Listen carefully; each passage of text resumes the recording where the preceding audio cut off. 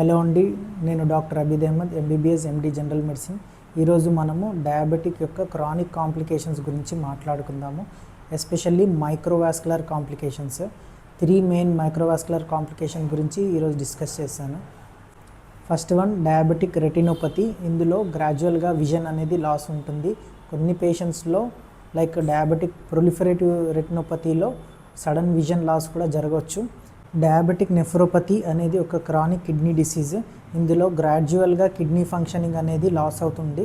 Such that creatine అనేది గ్రాడ్యువల్గా increase అవుతుంటుంది. ఎప్పుడైతే మనకి క్రియాటిన్ లెవెల్స్ అనేది చాలా ఎక్కువగా పెరిగినప్పుడు మనం డయాలసిస్ లాంటిది చేసుకోవాల్సి ఉంటుంది. Diabetic neuropathy. ఇందులో అరికాళ్ళ మంటలు, తిమ్మిర్లు లాంటివి వస్తుంటాయి. ఇవి గ్రాడ్యువల్గా పైకి పాకుతూ ఉంటుంది.